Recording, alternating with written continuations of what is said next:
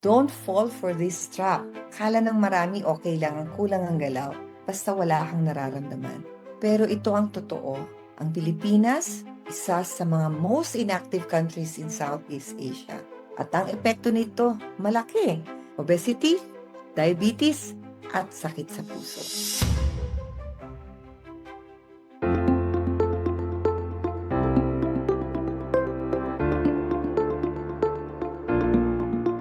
So ako po si Dr. Cindy De Lara at as a cardiologist, lagi po ako nakakita ng epekto ng sedentary lifestyle.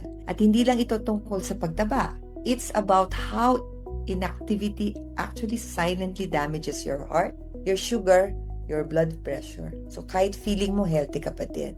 Sa datos po ng World Health Organization, halos kalahati ng mga Pilipino ay hindi umaabot sa minimum na 150 minutes of moderate physical activity per week. Ang ibig sabihin po nito, halos isa sa dalawa sa atin ay laging nakaupo. At ang effect, lifestyle diseases like heart attack, stroke, diabetes. Ito ang mga top killers sa ating bansa. At ang malala, younger Filipinos ito. Even teenagers, they are becoming more and more sedentary. So why do Filipinos don't move? Bakit nga ba? Una, syempre trabaho. Lalo na po yung mga nasa BPO, kung saan 8 to 12 hours silang nakaupo.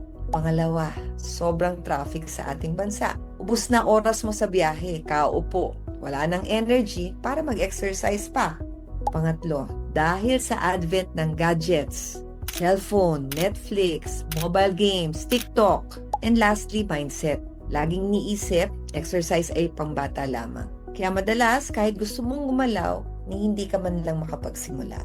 So let us be clear.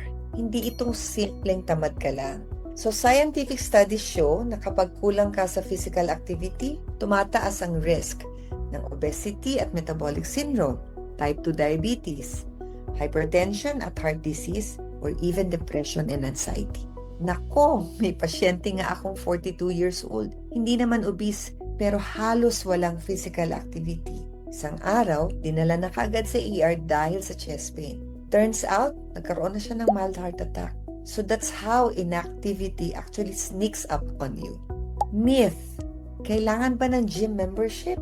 Fact, walking 45 minutes a day can actually cut heart disease risk by 30%. Myth, wala kasi akong oras. Fact, 10 minutes, 3 times a day is just as effective. Myth, okay na ang active ko naman sa work. Fact, household chores don't equal structured exercises. So here is what you can do. Stand up and stretch every hour. Walk while taking calls. Take stairs instead of elevators.